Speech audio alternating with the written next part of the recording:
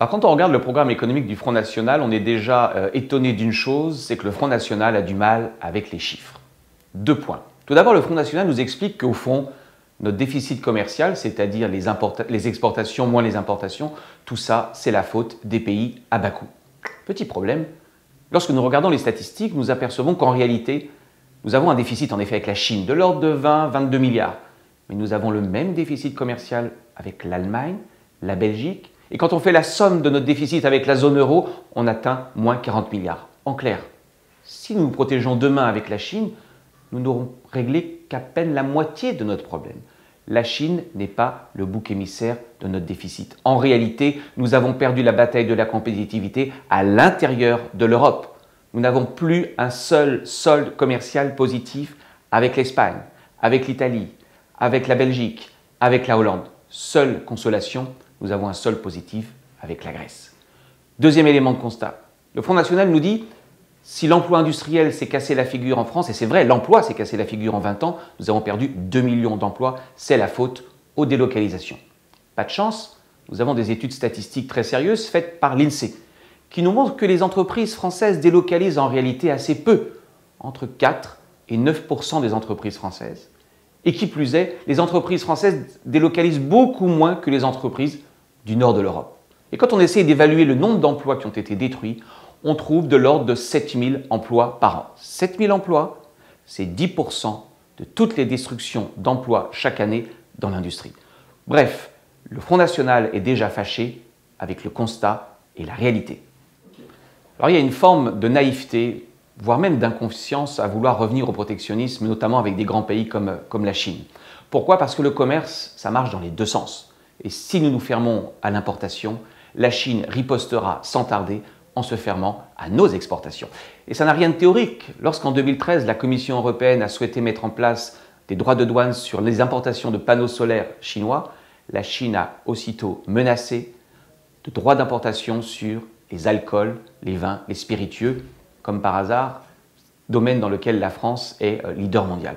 Qu'est-ce que ça veut dire? Ça veut dire que si nous engageons une véritable guerre commerciale avec la Chine pour sauvegarder les importations de textiles bas de gamme, la Chine mettra des droits de douane sur nos Airbus, sur nos produits de luxe, sur nos produits du terroir, dont je vous rappelle qu'ils dégagent un solde commercial de plus 10 milliards.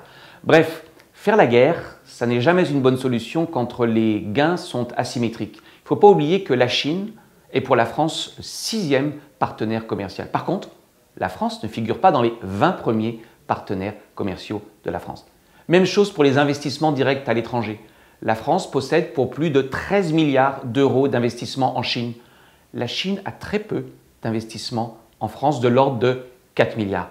Est-il bien judicieux de vouloir faire la guerre commerciale lorsque l'on a face à nous un géant comme la Chine et surtout lorsque nous avons des intérêts qui sont asymétriques?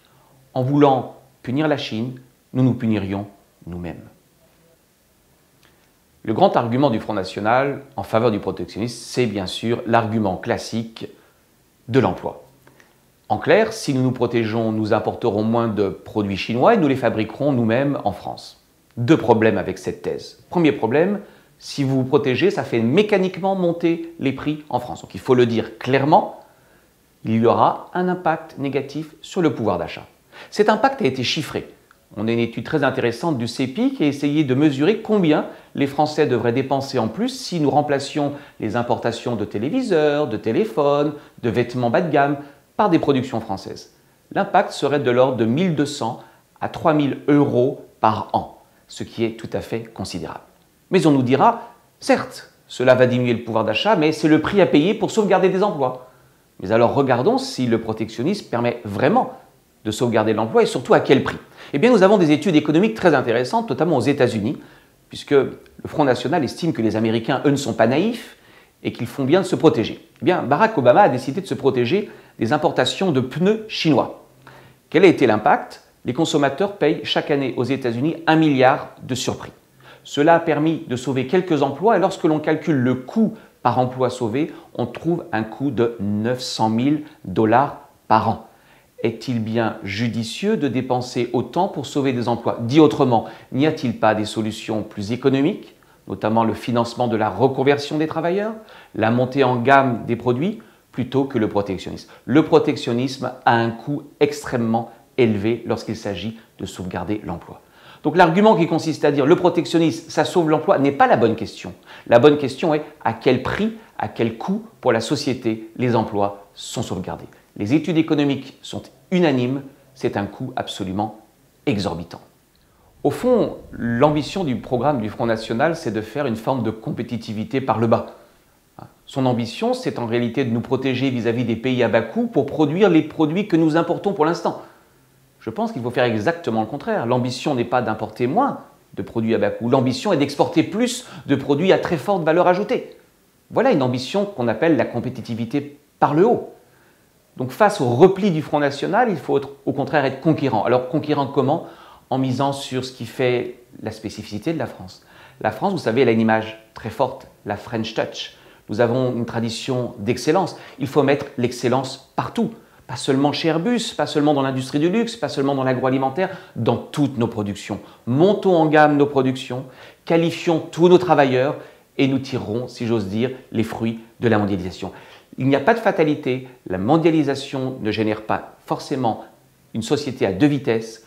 Tout le monde peut tirer parti, tout le monde peut profiter de la mondialisation à partir du moment où l'on est formé. Voilà une ambition positive, une ambition d'avenir qui au fond tire notre pays vers le haut, plutôt que dans une approche très anxiogène consistant à baisser les coûts, baisser les salaires et au final devenir demain un pays à bas coût.